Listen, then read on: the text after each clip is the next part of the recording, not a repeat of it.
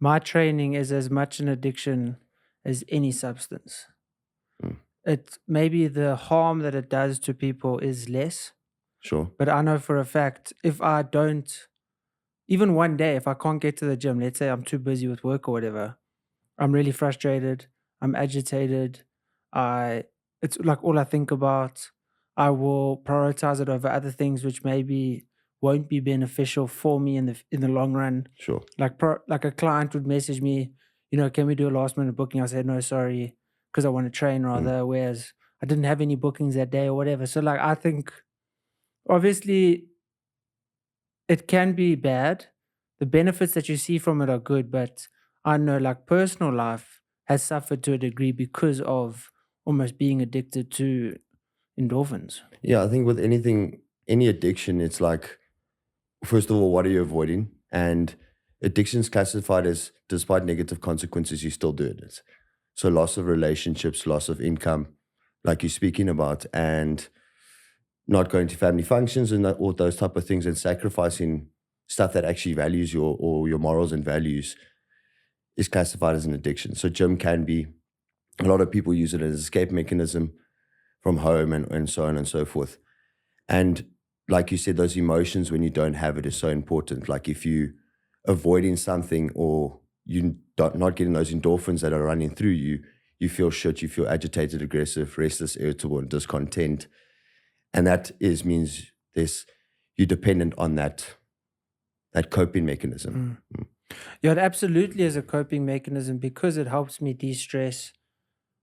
Obviously, using it in a way to de-stress obviously can be healthy, but when it's I'm so overwhelmed with anxiety from work, all I can feel is going for a run is going to help. Yeah. Whereas that's avoidance. Yeah. You're just avoiding those issues that are obviously there and not dealing with them. Yeah, and I think it also can progressively get into a degree of like, are you avoiding, like I said, your wife, your job, your anxiety? And obviously it's healthy for you because physically you're doing well, and mentally gym and fitness does wonders for stress and so on and so forth. But the other aspect is then it starts becoming a body image issue. So there's becomes eating disorders that prolong with it, body dysmorphia. I'm not as big as that person. And then progressively, what do I start doing? Start taking steroids, I start taking illegal substances, performance enhancers. And that becomes another addiction in itself, or disorder, as you want to call it, yeah. And I mean, coming from the competing background, I know all about being addicted to how you look, how people perceive you. It becomes your identity. It became my identity. I still battle with that a lot. I'll be dead honest, is looking a particular way.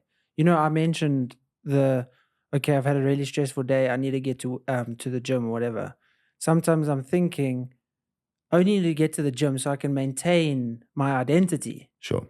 And then that's essentially, it can boil down to, you maybe don't want to go to the club, but you identify as that person that goes to the club. So by not going, then you're going to lose your identity. So it's, there are a lot of parallels between what society maybe deems healthier versus the drugs and the alcohol, which obviously is more known to be unhealthy. Yeah. And I think, that's what we call pattern forming. When people look in the mirror consistently and they're not happy with their face or their eyebrows or whatever it may be, or their body, my chest is not looking a certain way or so on and so forth. And when you walk into a work situation or into a meeting, you're consistently worrying about what you look like and you're not really being true, authentic to yourself. So are you not wearing a mask or persona because you're not happy with what you look like? And it's so important, first of all, to be helpful or comfortable in your own skin, and that's essentially, talk about drugs and alcohol. You use substances to fill something in you. We don't use substances for the taste. You drink and use for the effect that thing gives you. Crystal meth, coke, alcohol, they all give you an effect that you're trying to avoid something. And gym is the same. Eating disorders are the same. Work, this is the same. What am I trying to avoid by using these unhealthy or healthy coping mechanisms? And for example, work, if I'm not going to a family, if I'm not at my family, I'm at the office for 16 hours a day. Is that healthy? My kids are still being neglected, for example, or my wife's still being neglected. And then it goes down to that factor, it becomes a broken home and causes trauma, chaos, and destruction. Tristan Price, bro, thank you. I didn't even give you an introduction. It is an absolute pleasure to have you here. It's a pleasure to talk about, all things addiction, 12 steps, rehab, your work with people, your personal journey. So thank you for coming through on this Thursday evening. It's an absolute pleasure and pleasure to be here. Awesome. And thank you for helping me test out this new space. I'm excited. So, okay, let's go first to your journey with addiction. And, what was your first realization? We have to talk about how you started, maybe, but more the realization of, okay, I'm actually an addict. So I'll just give you a little bit of brief background. Yeah. I was using through high school, and started off with obviously marijuana, alcohol, and it progressively got worse. Towards the end, I wasn't able to complete matric because of my substance abuse. I was having problems at home, and there was a part of me that knew there was an issue, but I more thought it was the social aspect. It was my friends, it was the problems at home, my school that I was in, and I blamed all these things. By issue, do you mean there was issues in your life, or the taking of substances was an issue? No, I believe that I was taking substances because of these Okay, things, okay. So my friend, my social background, my social circle, my family dynamic, and all of these things. Yeah. But the reality is, even though those things changed, I still continued to use. And around 21, 22 years old, I knew that there was an issue. And I was at this point where I was functional. At that time, I was using cocaine, and I was running my own business. So I was functional, I was performing. So I didn't deem it a problem, but I knew I couldn't stop. And at around 25 years old, my life started to cause or spiral completely out of control. Like loss of relationships, and I knew I was an addict. And I eventually sat down with my family and I told them I have this problem. And they tried to introduce me to the 12-step fellowships and the 12 steps. And I walked in there and I still remember listening to someone's story, and I was like, this guy's worse than me. I don't have a problem. Because again, I had money in my bank account, I had cars, You were functional. I was functional. Yeah. I on pen and paper and society standards, Instagram, Facebook, and all From the these outside things. world looking into your life that maybe didn't see the benders that you were having, could see that, okay, he's got a business, he's functional, he's got money. Yeah. Yeah. So pen and paper, I looked highly functional, but I was cold and empty inside. And I got to this point where I had started to lose all of those things. I had no money in my bank account. I was causing chaos. I was not completing jobs. I had clients phoning my family asking for money. I had people going to my brother's shop looking for me. And it got to the point where, as a single, I had a single mom, and she didn't know what to do with me. And the last breaking straw is that I caused a lot of damage in her house. I moved into her place, and I caused a lot of damage. And her and her husband at the time decided to call an intervention team on me. And they took me to treatment, and it's such a crucial part of my story because I walked into this rehab. I didn't go willingly. I got forced with cable ties, chucked in a car, and taken to treatment. And I was there for a month, just short of a month, and I jumped the wall. And I went on a journey. And I promised myself before jumping that wall that I will not use. I will just go home and I'll be fine. And on the way home, I used. And somewhere between that night and the next morning, because my mom didn't allow me in her house, something shifted in me. And I realized that actually, Tristan, the first step in recovery says that we admitted we were powerless over drugs and alcohol, and our lives had become unmanageable. And I was like, my life is unmanageable. I can't function without substances. And I'm powerless. This thing is controlling my life. And I'd basically done the first step. So I got taken off to on Christmas morning, I got taken back to rehab. So my clean date is 25th of December, 2019. Pretty cool date to have. It's pretty cool. It becomes a little bit awkward later on. And I admitted that I had this issue. And it wasn't on pen and paper answering questions or to another human being. I fully conceded to my innermost self that I had this problem. And once I had done that, I can start accepting help. And I just want to quickly talk about something. Denial is such a big part of society as a whole, not only addicts. Um, we look at the social backgrounds, we look at the economy state of the society, and we deny the truth of it. We deny that maybe I'm in a toxic relationship, maybe my work environment is not healthy, and we're in such a delusional state as human beings. But you add addiction on top of that, denial becomes 10 times harder to dismantle and crack. And once I admitted and accepted that I had this problem, I realized that I needed help. So I was in this treatment center. I was in a long-term treatment center, not a fancy one where they gave us a psychologist, psychiatrist. I literally got given the 12-step fellowship and fellow recovering addicts. And in that whole journey, I started to realize, in step 2, in step 2 in recovery, they talk about, came to believe that a power greater than ourselves could restore us to sanity. I didn't believe in God at the time, and I didn't know what power to choose. So I literally picked Mother Nature and this universe around us. I was like, something has to happen. But the insanity, I think the misconception that a lot of people have in society as a whole is that insanity of a drug addict is not that we cause chaos and destruction, when we're high or drunk. Because you as not an addict goes and has a drink, you might crash your car. That doesn't make you an addict. But the fact that I have consequences, the fact that I lost relationships, I lost my job, I owed people money, F&B, I was in pain, and all of these examples. And I consistently did the things that was breaking me. That makes insanity. And it's the same thing. I could go home to a wife or a husband that's cheating on me, abusing me, and I can't get out of this state. Again, because of denial, I don't see it. So I'm consistently in this insane aspect of doing the same thing over and over again, expecting a different result. It's like climbing in the ring with Mike Tyson, getting beaten up and then climbing back out and being like, the next day I'm going to beat him. Knowing the result is going to be that I'm going to get beaten up.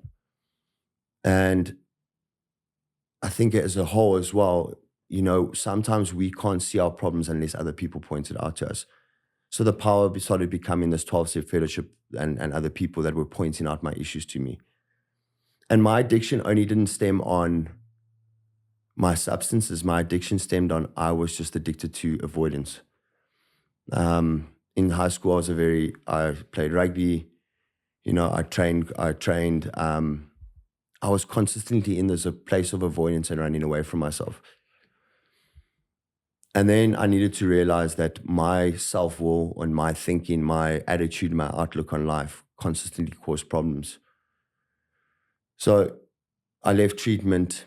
And when I left treatment, I thought that if I put down the drugs, everything will get better. I didn't realize that I had to have this change of behavior. And that's what the 12 steps do. It's such a powerful tool that we change our behavior and our thinking and our attitude starts changing. I think a big problem with society is that addicts don't have willpower. They just need to put it down. That's the problem. It's not accepted as a disease. And in the same breath, a lot of people think change your thinking and your body and your attitude will change and your behavior will change. When more in fact, it's take the body and your mind will follow. You have to change the way you behave, who you hang out with, all these things. And that's basically what step 3 starts to point out to me. And the power of the 12 steps, and I think this is it. I've never seen a psychologist in my life. I never received a psychiatrist. I never received therapy. And my dad, I come from a broken home. And through the recovery process in step 4, I started to accept my trauma and deal with it. And this is you don't pay for these services. I looked at this trauma and this background and I was like, I accept it's happened to me and there's nothing I can do about it and let me move on.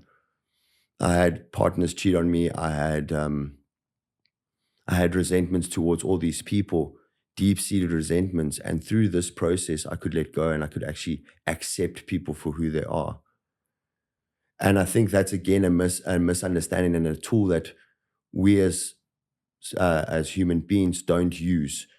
This free given process to us of being like, this is my resentment or this is my trauma. Let me accept it, and what's my part to play? And through this journey, I've had multiple rounds of doing this process, and I've let go of a lot of things that have caused me harm and damage. And I'm not discrediting psychiatrists and psychologists, but if you can't afford it and you don't have the functions to it, at least I had this tool to be given to me. And understanding these resentments and these fears and these sexual misconducts and all these things that I did, these behaviors that caused problems in my life and caused people to leave me, I also had to realize that the substances weren't the problem, I was. And then I had these character defects and these character defense mechanisms and coping mechanisms that I use: arrogance, entitlement, lust, greed, all these things. And I needed to start trying to transform them and change.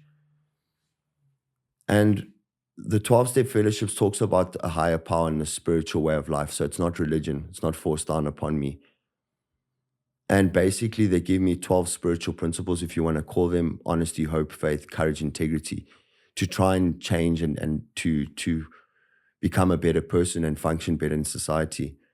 And I think I don't get it perfect because we're all flawed in every direction.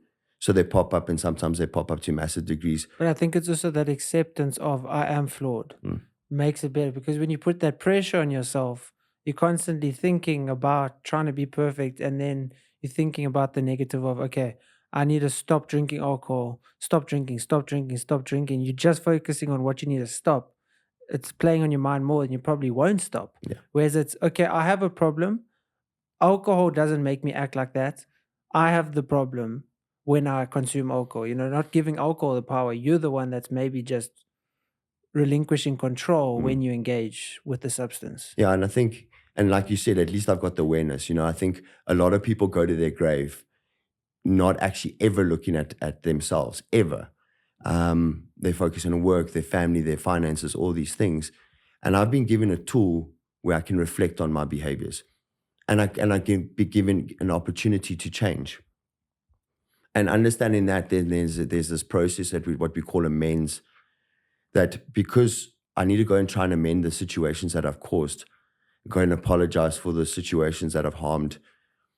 And they don't use the word apologize or go and make apologies or say sorry. Because with anyone that suffers with addiction, I think we use sorry as a form of manipulation. I'm not sorry that I caused her pain to you. I'm not sorry that I did those things. I'm sorry I got caught, right? I'm sorry that you caught me in action, and please leave me alone. Which goes for anyone actually Yeah. that is apologizing. Yeah. So essentially going back and looking at what I've done, taking personal responsibility, and then trying to amend that situation. If it's not with you directly, the next person that comes along, I can learn from that. For example, in active addiction, I screwed over an Uber driver. I didn't pay him. There's this huge thing. And obviously, to find an Uber driver, that same Uber driver, it's a needle in a haystack. So you go in, I tipped every Uber driver along my recovery journey a little bit extra. How is that, at what point do you say, like, okay, I've kind of made amends now? So there's a monetary value that you put on it. So and you sit down. So I forgot to mention this recovery process. You don't work alone. You get a sponsor that's got a little bit more clean time than you, and he's completed around the steps.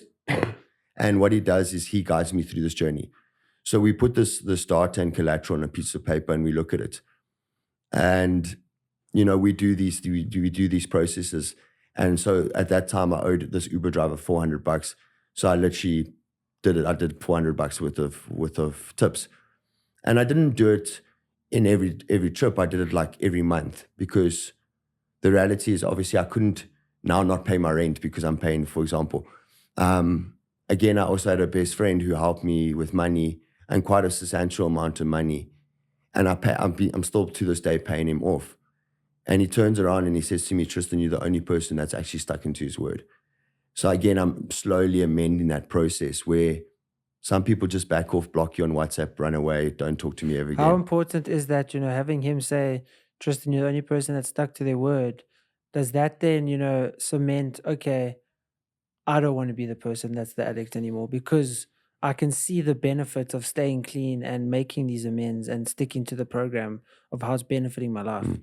Well, it's hugely beneficial because I think we come in broken, battered, and bruised. And society as a whole, we are we are our own worst critic. So when someone gives me those words of affirmation, yes, it feels great. But in the same breath, all I say to myself is I just need to be better than what I was yesterday. It's not about trying to be better than who I was 4.5 years ago. Today, I need to be better than what I was yesterday. And then tomorrow, I need to try and do the same thing. And that's also obviously a process of addiction, is just worry about today. Just for Let's today. not focus, and because I think that's why people fall into like food addiction, like especially those kind of things. Is I have to diet for a whole week. It's like, just focus on today. Well, that's it. Talking about meal plans or gym or reps, it's a great concept that you can apply. It's just like just one more rep, one more meal. Just this day, I have to stick to my meal plan or diet or whatever it may be. All I have to do is for today. Whatever comes tomorrow will come tomorrow. And it's such a beautiful. It's not easy. I think it's not easy. We all focus on the future and we all focus on what's going to come, but also understanding that all I can control is what I do today. One of the beautiful aspects that I've learned in recovery is that I'm powerless over what you think about me. I'm powerless over how you speak about me. And if I choose to try and control it in my head or control you, I become unmanageable emotionally, mentally, physically, or whatever it may be. And I need to relinquish control, like the substances, or just accept that I'm powerless over these things. And the next beautiful tool that recovery gives me is that I get this inventory, and they call it an inventory at night, where I check myself.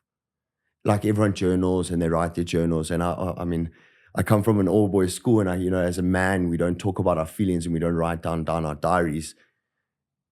But I write down and I reflect on every day as it comes. And for me, it's such a beautiful thing because I close that book. I'm like, okay, today's done. Tomorrow's problems are tomorrow. And there's questions that we answer, like, was I resentful? Was I dishonest? Who did I hurt? And again, I just reflect on myself, because just to have that 5-10 minutes to say, okay, screw the outside world, screw whatever else is going on, and let me look at me, is such a beautiful healing tool. And I think you spoke about the benefits of putting down the substances, and reassurance. That's a byproduct of what I've gotten from being in recovery. These small things like self-awareness, and when I do something wrong, I go and amend the situations, connecting with people. Addiction and the 12-step fellowships work for a number of reasons. One, it's reinforced behavior. It's connections with people that we haven't hurt in the past. It's free, right? And it's a consistent behavioral change and this self-reflection.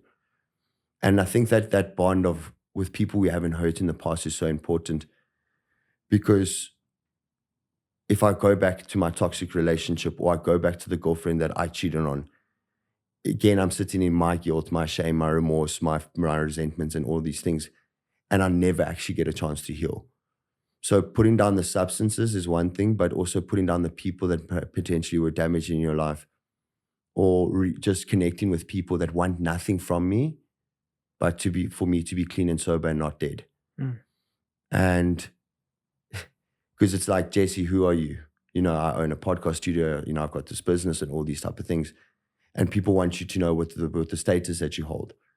When I walk into these meetings and these recovery processes, it's like, Tristan, how are you?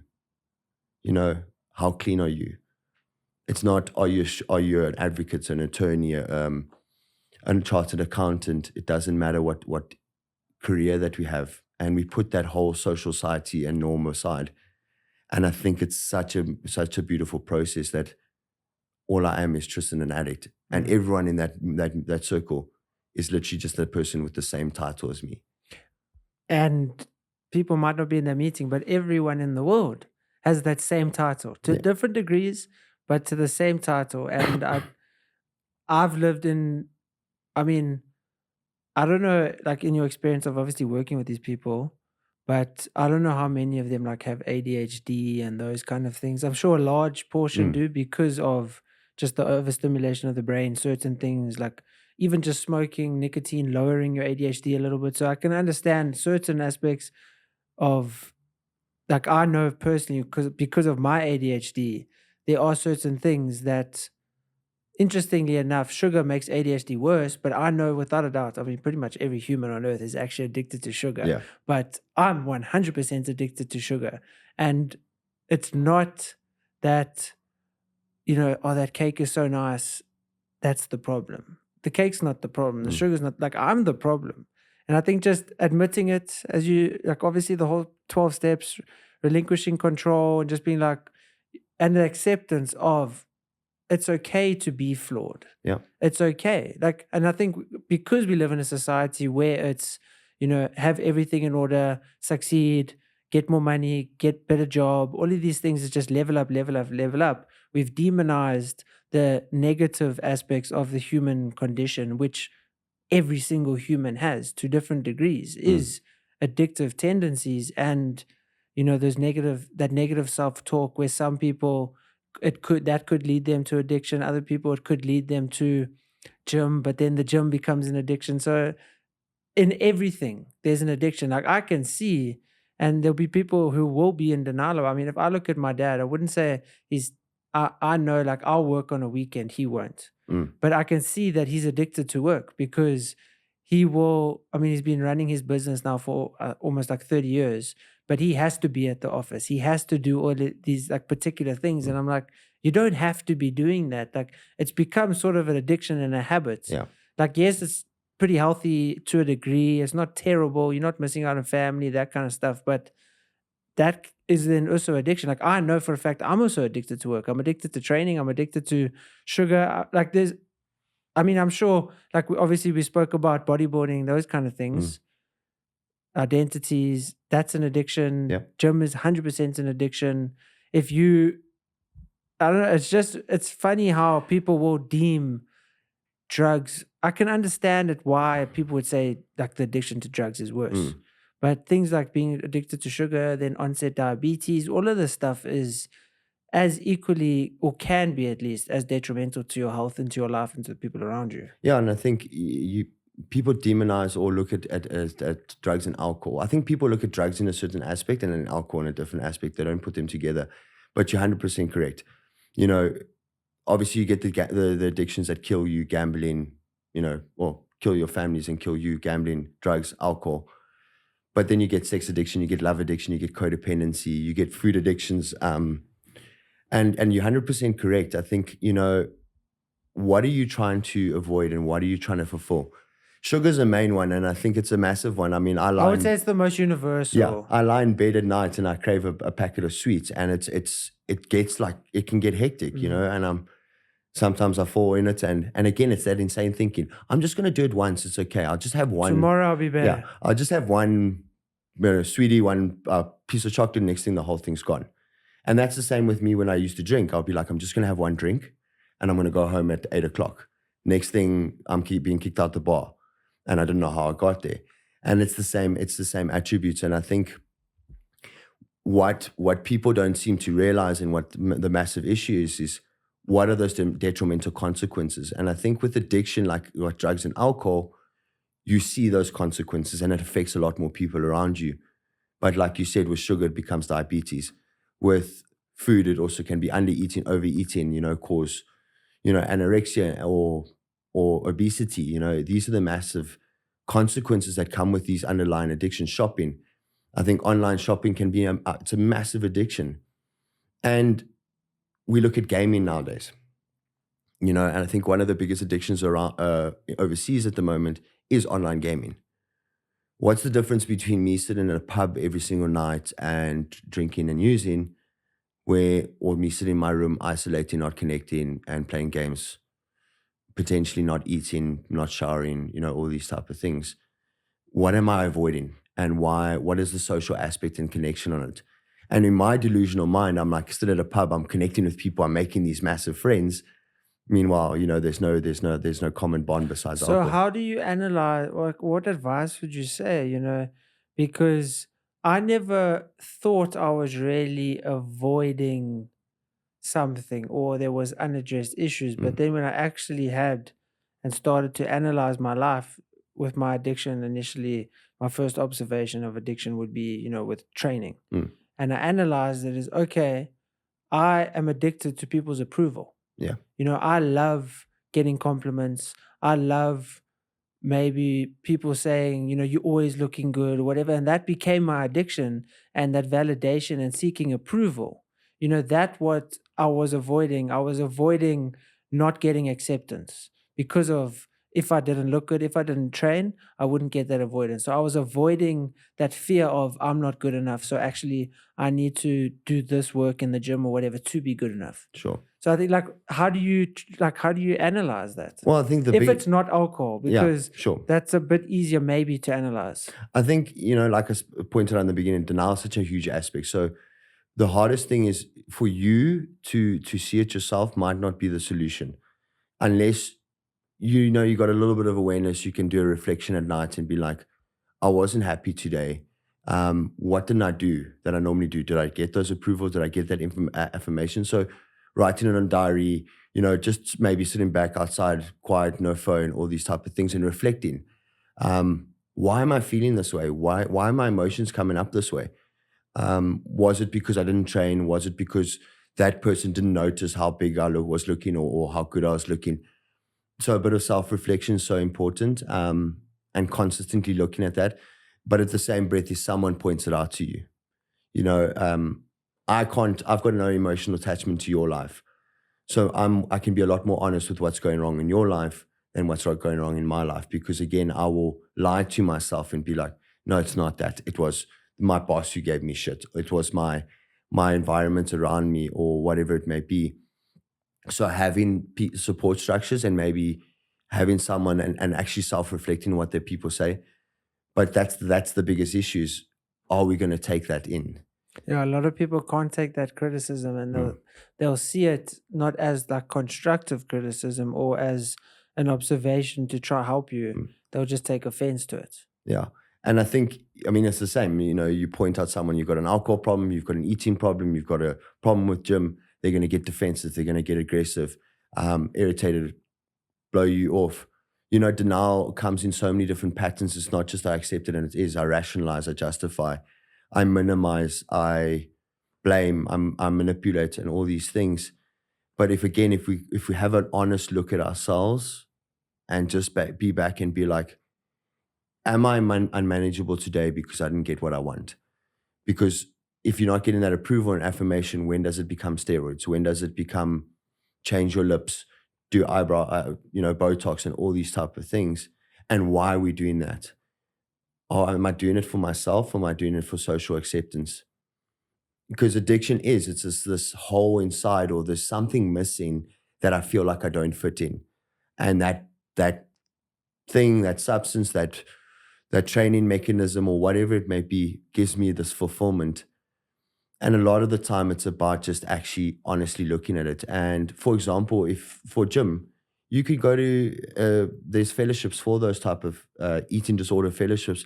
I can't mention them by names for reasons, but you can go and actually maybe hear other people's stories.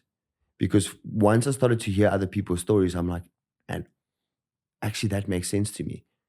And it's like an onion. Once you start to peel it, you start to come to and realize that there's more to this.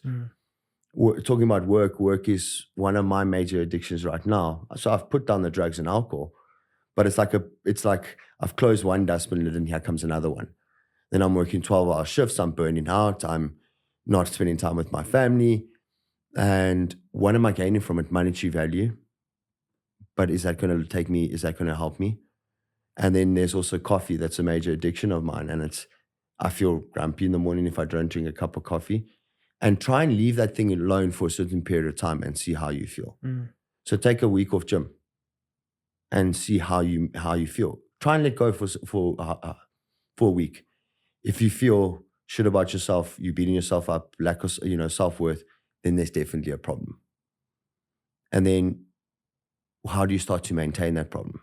And that's such a difficult thing to ask, actually, because if I had to really think about it, to go a full week without gym for me, it would be terrible, And I think it's there's a lot of things that, okay, your identity is rooted in that, the validation is rooted in that, social media comes into play. I mean, let's talk about the biggest addiction, Yeah. social media, Yeah. because that's everyone's problem. And I mean, just thinking about it, and people, okay, if people looked at my life from an outside perspective, they would definitely say I'm addicted to training. I mean, people can, no one, I don't think anyone would deny that Mm, I'm addicted to training. But there are times often where I'd just be like, nah, I don't feel like training. So I won't go to gym. mm, So there's times where I will choose, like just recently, I was seeing this girl, and I was actually, I mean, I was supposed to do a race this coming Saturday, a trail run. And I got injured, but then I was spending more time with her. So a lot of my time allocation was spent with her, doing different things that maybe weren't conducive to being able to train as much. And I mm. was like, okay, if you can't even spend time with this person, then it's a problem. So I was able to dial back my training a bit to be able to have a little bit more balance. And the benefit of doing that was so much better than when I was just train, train, train, train, train. Sure. And okay, social media, massive one, Put your phone down for a day and see if you can actually do that. And that's how it feels for an addict not to pick up their substances. If you are struggling and you consistently obsessing about your phone, who's phoning you, what are you missing, all these type of things. That's how an addict feels with not picking up their substances. It's the same. And also doing it like like conditionally, just picking up your phone and opening Instagram. Yeah. I'm sure everyone can relate to just, I'm on Instagram. Like like it's instinctive. And you get lost. Well, just before you started, I was looking at reels, and I'm like, what am I watching? Mm. And you get lost, and how much time and effort do you lose? I have a conscious thing of putting my phone away 45 minutes before I go to bed. Not watching Instagram, not watching WhatsApp stories, not watching something on YouTube. I make a conscious effort of doing that because first of all, it's healthy for my mental health, and at the same breath, I can not sleep because I'm busy just watching, and I end up watching from building a house to gymming to all these random things. And what am I actually gaining from it? And at the same breath, then I look at these people's lives, and because I had an addiction problem for so long, I don't have what other people have. I'm not married. I don't have children. So as a 30-year-old man, it's like, am I really successful to deeming these things? So do I go to bed feeling shit about myself based on what society feels as a norm? All these reels that we get lost in. And so for me, things like podcasts are so much more beneficial because I can listen. I'm not watching sometimes. And in the same breath, I'm learning something. But we get so caught up in just running away. And it's a shut off, right? I just deserve to go home and, I just need to watch something on Netflix or scroll on Instagram, and me going home and having a line or a bag or a bottle because I deserve it after a long day is the same thing. The justification's still there. Exactly. It's all these excuses that we keep telling ourselves. I deserve this. It's my money I was using. I wasn't hurting anyone. It's not hurting anyone if I'm just lying on the couch, not talking to my girlfriend, watching Instagram. And if both of us are sitting and doing the same thing, are we actually connecting with each other? I was at a restaurant the other day and I watched this couple. I love people watching, and I was watching this couple. I was sitting alone, which I think they were judging me because who goes to a restaurant alone, right? And they were both on their phones just scrolling. And for 45 minutes, I watched these people. They didn't say a word to each other. And I thought to myself, I'm more connected than them right now, because the reality is, why are you at a restaurant? What is that, just to say we did a date night? So that they can post something on their story. My brother has a saying, we always have to go on hikes before the Instagrammers, because you go on a hike so you can post it so other people can give me, oh, cool, you went to this hike. And he's a great advocate of it because he goes on holiday and you don't notice. You don't see it, you don't see the photos. And that's actually really healthy. Yeah. And then you'll come back and you'll show us the family, photos. But in the old days, that's how it used to work. You have to take your photos, print them out, all these things. And only a select people deserve to see those photos. Mm. Why, if I'm looking at a beautiful waterfall or fountain or garden or whatever it may be, do I have to take 45 minutes taking that photo? And the worst is that I won't just take the photo and close my phone. I'll take the photo, I'll edit it, I'll change it, I'll dismantle its true nature, and I'll put it on Instagram. And then are we really giving the natural world its true potential or an affirmation? And you spoke about missing gym for a certain period of time, and I'm the same. I can miss certain things for a certain period of time, but then am I able to sit alone for somewhat of that time, or am I then see my friends, see my girlfriend, filling that time with something that's could also potentially be an addiction? Yeah, you're just filling the void. Mm. Yeah. I think it's so hard for us to sit alone. I think We live in a society we're constantly stimulated, so it's difficult, especially for people of today, to be able to be in silence, be alone. And I think the importance of that is so overlooked. Mm. The importance of just being able to sit. So like if I'm battling to sleep, I'll maybe listen to like piano music or like these kind of white noise, blue noise, whatever. Mm. And then I think, no, lie here in silence. Mhm. Don't, because you're being stimulated. Yes, it's helping you sleep, but it's a classical. No, it's stimulation. Yep. Sit here, lie here in silence, and if it takes you an hour, when last did you just sit in your own head and think for a full hour? You'll probably find yourself actually sleeping a lot better. Mm. It's the stimulation that might actually be keeping you awake. Yeah, and that's the thing. You're not actually shutting off. And I've got a friend of mine who always says to me, when they created meditation, there was no such thing as these meditation apps. And okay, cool. They work, they're wonderful, they guide you through a process. But how many people can actually sit there and meditate without something talking to, guiding you through these processes?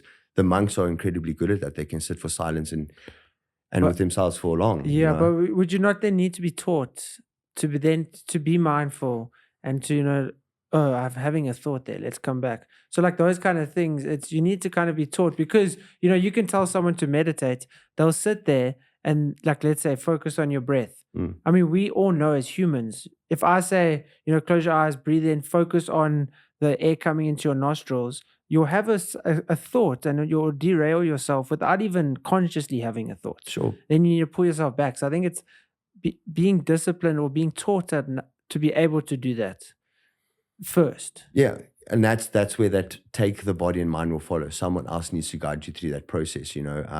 It's okay to, or this is how you must do it. And it's the same with addiction. I don't think I would have got here without someone saying to me, this is how you need to live your life.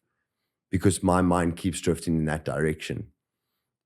But also, is it wrong to have a thought drift upon and actually sit on that? And but that's also the thing, is it's not wrong to have that thought. It's okay, bring it back. Yeah. So, because you literally do not control that thought. Yeah. You didn't consciously have the thought that derailed you. It just came up. And I think, but that is essentially what mindfulness is. Mindfulness is just being aware of these constant thoughts that take you in certain places, and then be like, okay, I might not actually be that thought. I don't have to identify with that thought. That thought just arose. And also the emotions that come with it. I think that's what people struggle with. And that's why these addictions form, like eating, like social media, like gym. It's, I'm feeling this way. How can I not feel this way? Let me get into a relationship. Let me speak to my girlfriend. Let me phone a friend. Let me jump on social media. Let me go to the gym. Let me go have a cup of coffee or eat a sweet. It's these emotions that we can't handle. And like you said, I think we live in a world where instant gratification is at our fingertips. And I was at home today, for example, and I'm on a strict meal plan at the moment. And I warm up my food, or I'm just gonna order Uber Eats. And then again, so I order the Uber Eats, I eat the food, it feels great for that certain feeling, then I start beating myself up about it. And that's exactly what my using was like. So then, okay, I don't even want to call it a mistake. You make the decision to not eat the meal plan, you have the Uber Eats.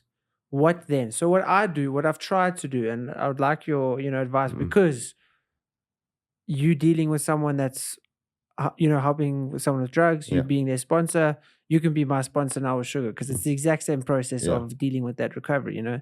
It's my mindset would be, previously it would beat myself up. It would be, you're terrible, be better, be strong, be all of these things. Whereas now it's like, bro, you're human. It's okay. Like, you only beating yourself up because you're not going to get that validation, maybe, or you're Mm. going to not get X, Y, and Z that you're trying to replace with looking a certain way. And you think you won't get that without looking a certain way.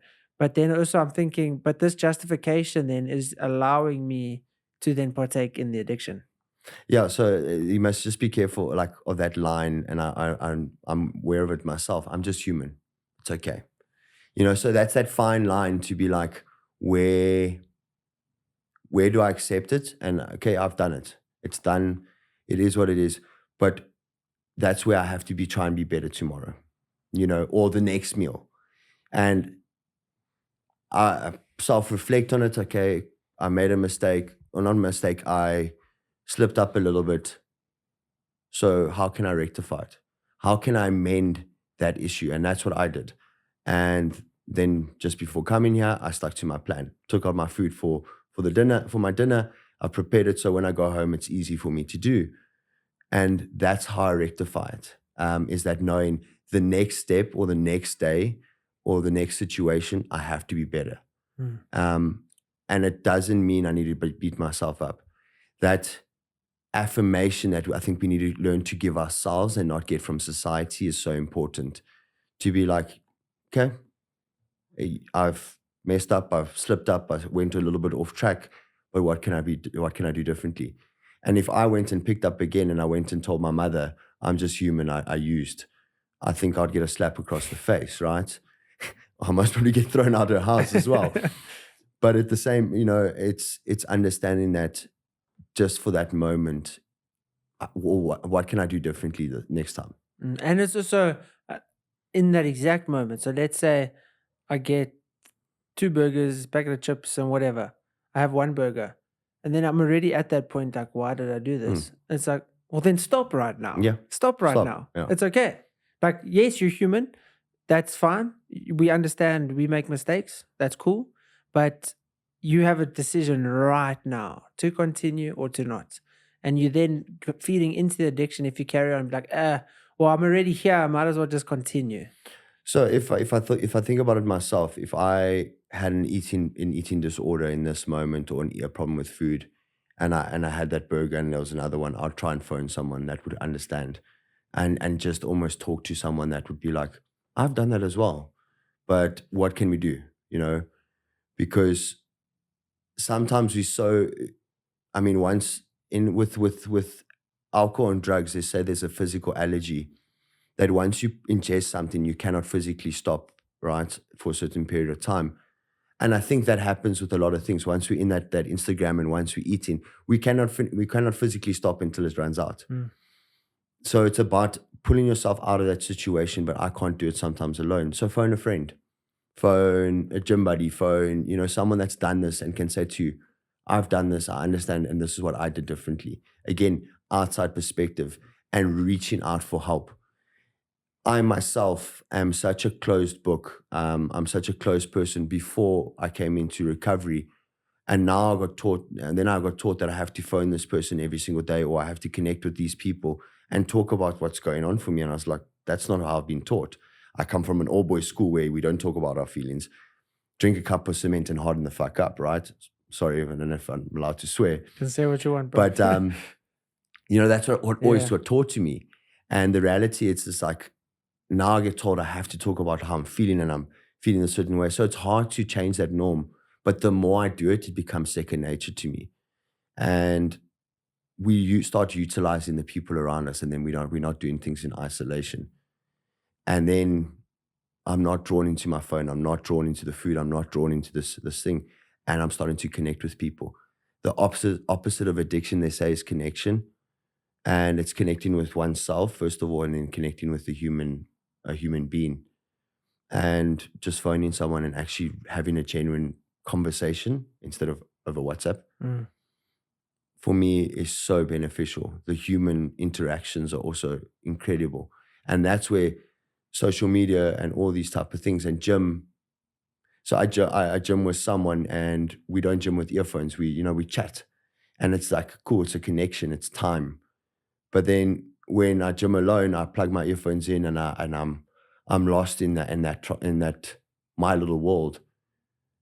And yes, it's healthy to a degree, but at the same breath, I enjoy the connection with someone more because it feels like I'm actually fulfilling a task and I'm connecting with a friend and it's our genuine connection.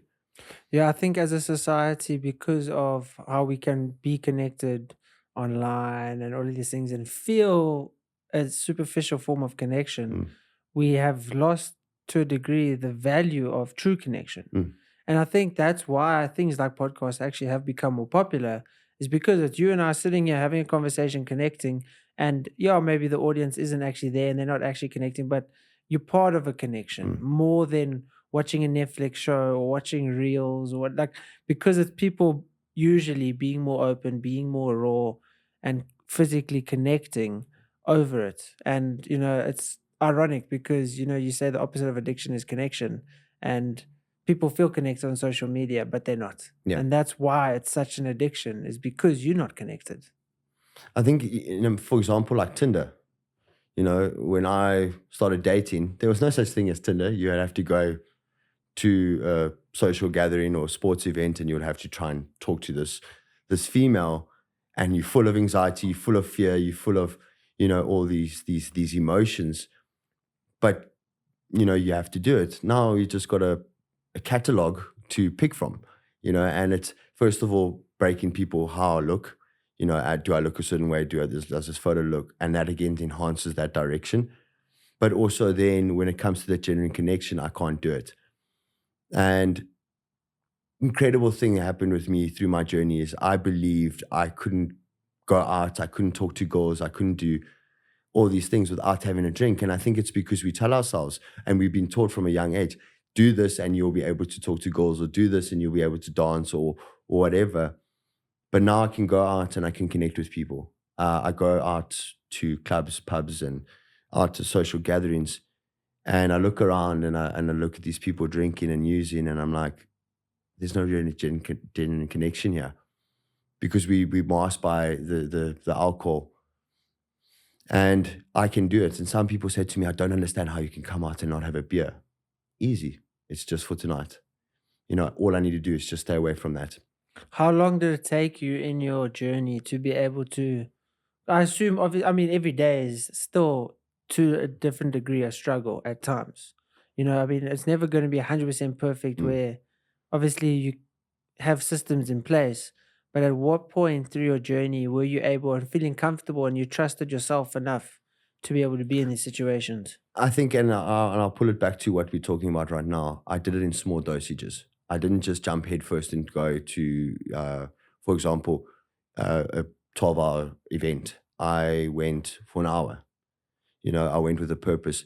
And I think I was just over a year clean and sober. I had finished a round of steps, very important. And I think that's the understanding that I had to do this whole process before I could do it. And I went out and I did it in a small dosage, and I did it in small dosages. I'm at least blessed enough when I go to family functions. My family doesn't, alcohol's not a big thing. Um, my mom doesn't drink, my brother doesn't drink much. And the reality is they weren't doing it for me. It's just because we're not that type of family. And so when I went out with my brother for the first time, I went for an hour and I made sure I had an exit plan and a way to go. But again, small dosages, just needed to do it for 1 hour. And I love to use that concept. So try and stay away from your phone for 10 minutes. Try and stay away from for food for one evening, or your sweets or your gym, and slowly do it in bigger dosages. And you spoke about being in a struggle. In the beginning, yeah, maybe I had a bit of thoughts like, what am I missing? And specifically, I think in my age bracket, when I got clean from age 25 to age 30, that's all what my friends are doing. But the more I did it, I haven't had a thought of having a drink. I haven't had a thought of using again. I'm blessed enough to say it. But when I tried to get clean without the 12 steps, it was a daily struggle. It was this daily fighting myself. With support and guidance behind me is so important that we need, as a whole, we need a support structure. We choose to do things as human beings as in isolation where we shouldn't be. And if we look at caveman era or whatever areas it may be, we were always deemed to be in connection and have people around us, be married, be in a relationship, have children, grow this family norm, because we're not meant to be in isolation. For the reason being, it helps us heal, it helps us with mental health, it helps us connect genuinely. And for just the general progression and the natural order of things to have more kids, to keep the lineage going, you can't be alone. You need to be connected. Yeah. You mentioned, obviously, you been very fortunate to not, I'm going to sneeze, to not, I'm trying to hold this sneeze in, have these daily temptations and wanting to drink and all of that.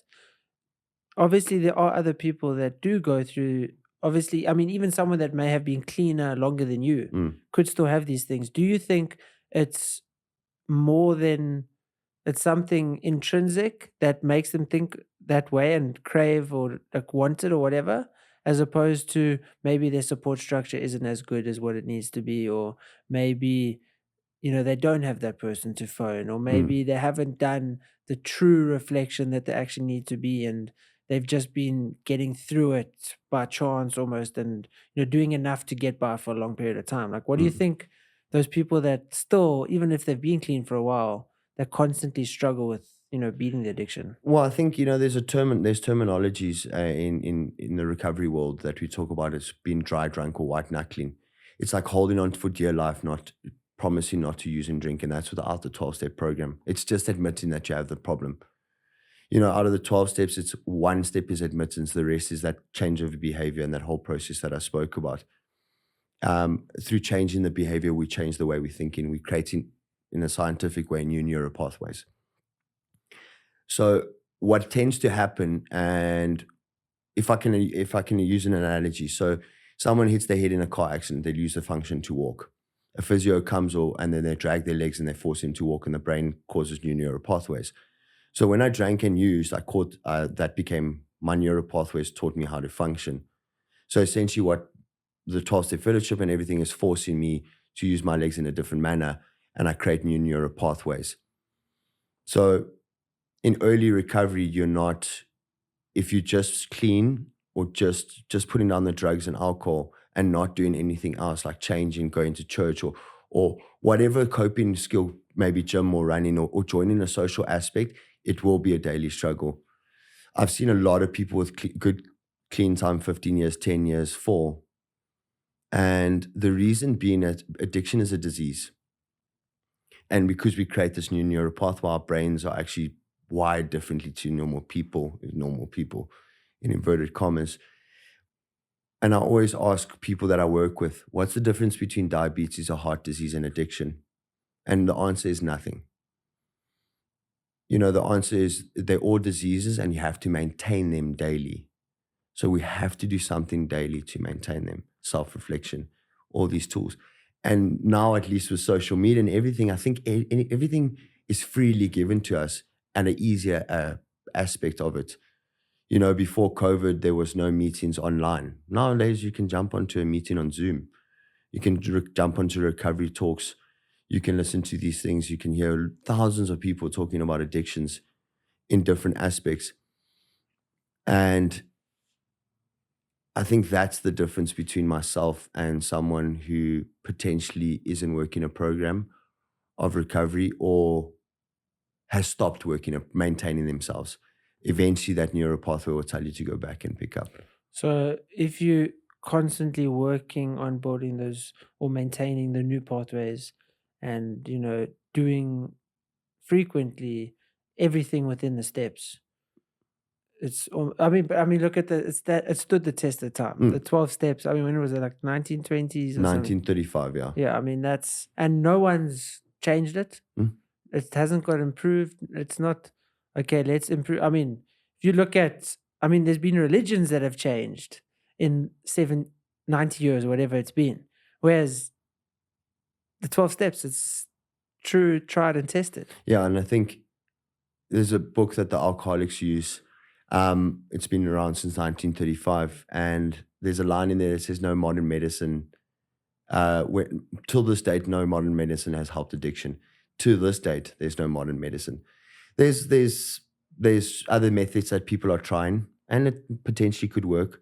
I've tried different methods, microdosing, other substances, trying on spiritual journeys, going to spiritual gurus. How are your feelings on that?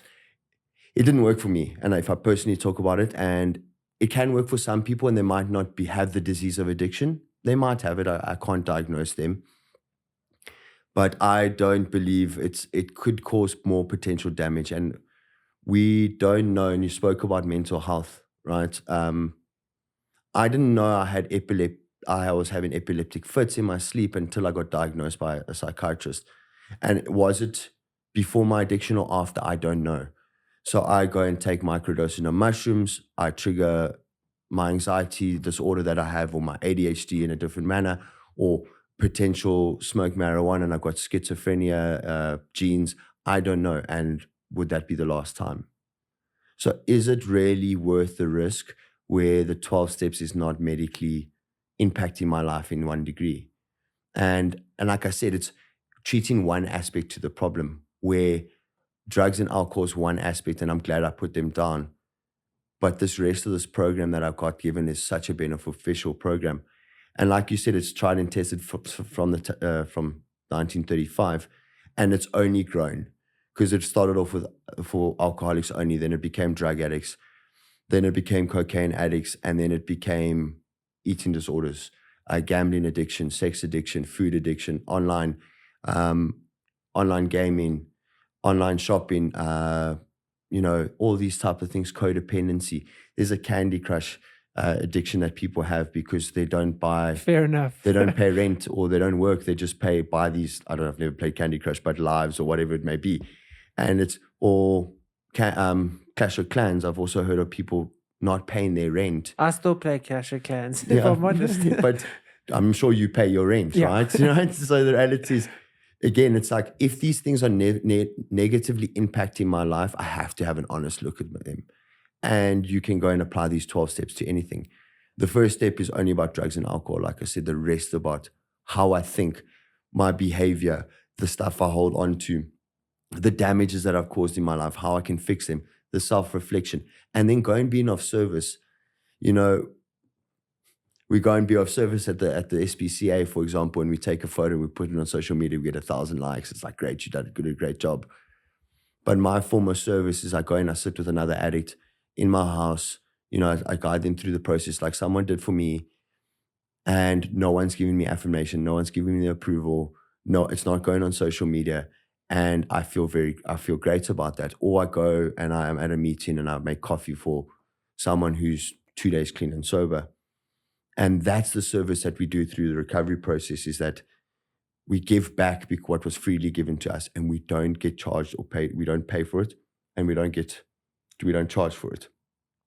And there's guys overseas in these big, that do it like for 6-7 hours. One of my service positions is I'm a delegate for South Africa for one of the fellowships, and I spend hours, and eventually I'm getting this opportunity to go overseas, and I'm going to spend 3 days on a conference talking about how we can help grow the 12-step fellowship. And there's no money out of this. I have to take time off my job. I have to do all these things. But if I don't do that, the next person that walks in at age 18 years old, when I'm 10 years, or hopefully 10 years or 20 years sober, or maybe in the ground, won't have this fellowship for me.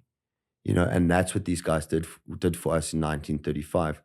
And that's that type of stuff that I think we're missing in society, is just being of service to another person and wanting nothing in return. So, it's double-edged, because you're doing the service, you're helping other people who are struggling, and then you're also getting that connectiveness that's then serving yourself. Yeah. So you're not doing it with selfish intentions to help you stay clean, but you're doing it for others, how others helped you, and then in doing that, you're helping yourself. It's a symbiotic relationship, like the ox and the oxpecker. The one gets clean and the one gets fed. That's the same relationship. And then I work in the addiction industry, so I get paid for working with clients, and then I do this freely. There's a difference. Everyone says to me, you must stay clean because you work in a rehab. No, that's not why I stay clean. It's because I do these other things. Working with people, any therapeutic process is emotionally taxing on a person. And there's nothing wrong with it. I've got my support structure for that. But for my recovery and for my personal life, I have to go do these things. And that's that altruistic, they use the word altruistic, was freely giving, but I'm also gaining. It's so beneficial. And I think, again, that's missing in this whole society. You go to gym, you spot someone. Is that a form of service? Yes, it could Yeah, it definitely is. be. I would say it is. Yeah. Yeah. Or do you feel good because you're big enough to help to spot that person? These are the type of questions you need to ask yourself. Okay. And it can be a form of service, and I think it's No, incredible. it is. I was just comparing it to like what you're doing. Yeah. It's different to a degree, but I'm just saying, I'm just using it as an example. But like, we don't do this for affirmation. And I mean, do we train to put it on social media? Do we train, or do we do it because I want to do it and I feel good? I think that's where the degree comes with a fine line of all these other addictions that are not noticeable right now. And I think social media is the biggest addiction around the world. I hated it when I went into treatment and I gave my phone in. But after 3 weeks, I loved it. When I got that thing back, I was like, I had no social media for a year and a half. In my Instagram is the most, if you go on Instagram and find me on Instagram, it's the most boring thing you'll ever see in your life. I'm not that person, and it's just because I don't need it. Social media now is a great marketing tool for jobs and for people to advertise, but it's also taken to a new extreme, right? And like I said, there's a clever trick, try and have a family dinner where everyone must put their phone in and see who grabs the phone first, or with your friends, try and do that and see who wants to grab their phone first, if it rings or all these things. And a lot of people struggle with just leaving that phone alone. Even while you were talking now, I was obviously getting notifications on my watch, and I have to actively think, don't turn your watch to look at the notification. You're here doing a podcast. You don't need to know what notification's coming through. So I've got a Garmin watch. You won't see me have a notification on it because it's a watch. It's a watch. It's meant to tell my heart rate and all these things. It's not meant to. And if I was in a therapy session with you and I constantly reading my messages, how would you feel? I've had clients literally where, like, let's say they have gone overtime or whatever, and I'll get a notification and I'll look at the notification and they'll see me and they're like, oh, so we're leaving now. We're leaving now. I'm like, no, it wasn't you. I wasn't actually looking at the time. I just got a message. And that's the thing. It becomes this distraction, and we have to get that instant gratification. And that's also the thing is my phone's charging in the study, but that's fine because I can see every notification while I'm watching TV or while I'm working or whatever. And addiction is, having a drink, having a line, watching social media, eating sugar. Gym's a little bit of a different aspect, but yes, you get that instant gratification in the moment, but delayed gratification in the long run in terms of gym because you don't see the results immediately. But the reality is it's like that instant need to know now. The need to look good, the need to be right, the need to keep score. All these type of things are so, there's a book called The 7 Deadly Needs, and the guy talks about these things, and it's such an incredible process, this need to look good. So I'm either going to one-up you with what you said, or I'm going to try to look better than you, or I'm going to wear, nicer shoes than you. And it's become such a norm in society. It's just like, I need to always look good so people can approve me. I need to drive a nice car and all these aspects. But when that car, that commodity or that nice thing runs out, when do we move to the next one? The next goal, the next car, the next job, the next house. We can't be comfortable in our own environment and our own skin. And that's where I think the addictions become in a different direction and a different aspect. And a lot of people aren't taking those 5 minutes at the end of the day in their garden, in their bed, on their couch, and just sitting. And I don't know what you do during load shedding, if you have a generator or solar or whatever. I do have an inverter. Yeah. Okay. So Wi-Fi is always working. TV is always working. You see, that's the thing. It's like I But don't. that being forced to actually just decline the Mm. stimulation is massively Yeah, beneficial. yeah. You forced for an hour or two to not have the TV. Maybe you don't have data on your phone, or you can't use it because whatever's going to chow it, and you can just be like, "Cool, it's just me," and let me just sit with myself. Let me write down my day. Let me reflect on it. Let me do a gratitude journal, and all these self help talks and self help reels and all of them. They talk about doing gratitude, and again, it's another thing that I use as a great tool. If I'm grateful for something, I must put action behind it. It's one thing to write, I'm grateful for my bed, but I don't make it every single morning. So again, it's putting action behind the words that I have to say. But it's such an interesting factor. Like with me, with load shedding, I can put my phone down. I can literally be like, okay, now I'm got 2 hours to sit and be with me, and I'm not such a bad person to keep Mm. company. But I think we struggle with that. I think that's a big thing is Mm, people don't want to actually be alone with themselves and their thoughts. mm. And everyone's like, yeah, I went for a walk or I took my dog for a walk. Did you listen to music while you're doing it? Were you listening to a podcast? You ask these questions and it's like, actually, you weren't ready with yourself. And then also, were you just walking thinking about this business, this stress, this Yeah. annoying conversation, where it's like you're not present in this walk. You're not actually alone with yourself. You bombarded with a million different thoughts, a million different future anxieties that are playing on you. You're not actually present. You're actually using the fear of that or the anxiety of that to keep you away from dealing with those issues Mm. or dealing with the fears of just actually being yourself. Yeah. And I think the best way to treat addiction and what we do is the here and now, what I can see in front of me and deal with. Because, your behaviors that pop up, I can challenge and work with, for example. And that's what we try and work with. It's the here and now. So what's in front of me and what can I do about it? And like you said, if I'm at my job and I'm obsessing about my beer in my fridge or my girlfriend at home or my house being painted, I'm not present in the moment. I'm not listening to my boss or whatever it may be. Or if I'm on a walk and I'm thinking about my job or my money and all these things, why am I even on that walk? Why am I not at that place that's causing me anxiety and stress? And it's again, so I can say that I went on a walk and I can be healthy and I can be all these things. But depression is caused by constant worry and thought patterns on that certain thing. And CBT or cognitive behavioral therapy changes. We have to change the way we think and what we're thinking about. And that's so important as well. It's like, I can't be sitting here now worrying about what's going on at home or my next task to go to.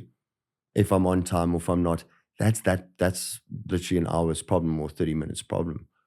All of those type of things is where we're not present in the moment. Yeah, I struggled with that a lot when I was younger, and I still, to a large degree, sometimes struggle with it. And I've fortunately improved a lot. Where, you know, I used to always overthink and always try fixate on making sure that issue doesn't happen or making sure that this problem is averted. And doing that relatively controlled my happiness, and it made me to a large degree an unhappy grumpy person. Mm, And I always thought, no, but thinking that way helps me be more successful, helps me prepare.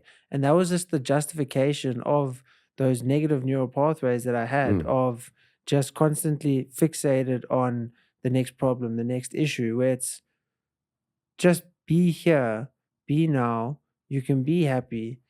It doesn't mean you're preparing and you're going to make your business more successful because you're constantly thinking about this issue. You can still have a successful business and be a happy person. yeah. And that the reality is, there's a saying, do something for 21 days and it become it creates a new habit. And that's where I keep talking about the change of behavior. That constant doing something differently will create a new behavior. Because we get taught or we get shown these certain mechanisms. But if I'm busy here worrying about task B when I'm busy with task A, I'm not actually going to be successful. This won't be a successful talk. I won't be engaged. I won't be in process of it because I'm worrying about task B, and that's task B's problem. And so training yourself, like what I was saying with anyone with an addiction, is just trying to do it in small dosages, or any negative behavior that you formed, because addiction is a behavioral problem, right? And what I mean by that is my actions cause behavior problems in my life and with people around me, or isolation. So changing those behavioral patterns will start actually getting you to start thinking, act differently, and start behaving differently, and start doing things differently. And it's so important. 21 days doesn't break a habit. It takes 21 days to start breaking a habit, and it takes 90 days to reinforce this new behavior. And I'm not saying 90 days I'm done and I don't have to consistently do it. I have to consistently keep that discipline in check. And everyone's like, I lack the motivation to get up and run, you know? And I always use this analogy with my clients, and I laugh because I do it myself. You know, I'm going to run tomorrow, right? So I get out my gym equipment, I put it outside, I'll put it on my table. You know, I'm all prepared to go run. And I wake up in the morning, I'm like, it's cold, I've got a long day ahead, and I start giving myself all these excuses. And the same mind that convinced me to go run is the same mind that's convincing me not to go run. And what's going to win? Obviously, the excuse and the The justification. easier route. The easier route. And Yeah. that's what addiction's about, is that we'll just, I'm just going to do it. It's a human thing. I don't need to do it. But I do that for 90 days. It becomes a norm. It becomes a pattern. It becomes, okay, I'm going to get up. My body's used to waking up on that time. My days doesn't feel so long. You know, I train at like 5 o'clock in the morning, and I work a 12-hour shift. It's a long day ahead of me. But the first 90 days was a shit show. But then eventually it gets to this point where if I don't train, I actually feel more tired. You know, because I'm not used to that new lifestyle and that new maintenance program that I'm using, it's so important that that's what we need to do. So try and do it for 90 days, but one day at a time. And if you break it in 1 degree, you try and do it, you start again.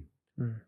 You know, my phone thing, it took me a long time. It didn't take me 96 consecutive days. It took me a long time to get to that point, to do it for 90 days consecutively. We have to do it. And it's another practice that we do in recovery, is like do 90 meetings in 90 days to say, so try, and that's because you start forming these behaviors. If I don't go to a meeting, or if I don't do something that's part of my structure and my routine, I feel out of place. And we need structure and routine, right? So, but it's healthy for me to know that, okay, that's why I'm feeling unhappy, and that's why I'm feeling a little bit out of place. And then I can rectify it tomorrow. And that's what I was saying to you. It's all about that going, putting myself back in it, and then I need to get back on that 90-day trend and keep consistently doing it. So try not eat sugar for 90 days. Try and, you know, stay off your phone for, you know, in the evenings for 90 days. And you'll find it becomes a lot more easier. You know, unfortunately, in South Africa, we only get covered for medical aid. It only covers 21 days or 24 days with the treatment. You get longer term treatment processes and stuff like that. And I was in a treatment process for 7-8 months. You know, besides me jumping the wall, there was 8 months. And 8 months of not having my phone, 8 months of like minimal connection with the outside world, literally just saying, Tristan, it's you and you alone. You know, there were people around me, but they also gave us moments where we had to spend 30 minutes by ourselves.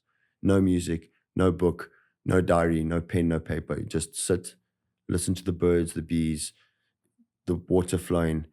And in the beginning, it's incredibly hard. But the reality is, it's also just teaching people to sit with their emotions, because we can't do that. Mm. That's why sugar is such a hard thing, specifically before bed, is because that rush of your day comes over. You know, that rush of those emotions, the long day that you had, the boss that was irritating you, or your girlfriend said something to you. And then instead of eating sugar, how about grabbing a notepad, writing it down, reflecting on it, closing it, and being like, okay, maybe that was the issue. And you'll find that it's a lot more healthier. Or eat an apple for 90 days. You know, so we change these. Yeah, replace the bad habit with a With a better good, yeah. one. Yeah. So that's what we do basically in addiction as well. Is we change these negative behaviors with better behaviors. Because if I can sit in a pub every single day, I can go for an hour meeting, I can go and speak to someone, I can go and do these things. And I think that's the most important, is like rewarding yourself also when you've done something well. A lot of the time it's like, okay, I didn't eat, I stuck to my meal plan for one day. Well done.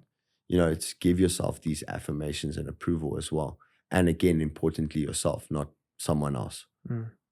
Because like you spoke about in the beginning, we love the outside world's affirmation. Like that amount of Instagram likes, or I like the comments that were made about me. And what are we teaching ourselves is that we can't function with our own affirmation or approval. Yeah. Bro, I know, and that's a good time there, 1 hour 21. That's fantastic. And I know you got a meal ready for you, prepped that ready at home. So Tristan, dude, thank you very much for coming on. I really appreciate it. Pleasure, yeah. Anyone that's struggling with addiction of any form, what would you say? Because obviously there's varying degrees of what stage within the addiction they could be. But what would you say is just get help? Like find someone that would be receptive to it, or like Yeah, there's massive platforms that you can use. There's free online counseling phone. It's called Lifeline. You can phone them. It's online. It's free. There's all these processes that you can use, and they will also guide you in the right direction. Google's a massive tool. You just Google addiction help, and a lot of the treatment centers. I can give a number for a helpline. They will point you in the right direction. If it's mental health, if it's gambling, if it's food, if it's drugs or alcohol, they will point you in the right direction. I'll They'll be put like, it in the description of the yeah, video. yeah, you can phone them and they'll be like, okay, cool, we won't help you because we deal with this, but this is where you can go. There's so many resources there, and I think people are afraid to speak up and actually voice how they're feeling, because also it's fear and judgment. So just to speak to someone that doesn't judge you is so important. That first initial conversation, yeah. Awesome. And family support, I think, is also important. I was lucky enough to have that. Yeah, I definitely think that's probably the biggest one, Mm. because that might be your first hesitation, is like, I can't admit to having these issues. My family's going to judge me. And I think it was a massive thing where my mom was like, okay, I'm hurt and I'm scared, but what can we do? And then she went to a support structure of her own where she received with like-minded people to say, we understand how you feel. And again, it helped us both grow in the right direction, because we shouldn't break down the addict. They're already broken down a lot. It's about saying, what can you help, but also with boundaries and with love. Yeah. This is what you need to do. This is how you need to get there. Yeah. So awesome. Bro, thank you very much. I really appreciate it. Thank you for your time. Awesome. And thanks, guys, for watching. Cheers.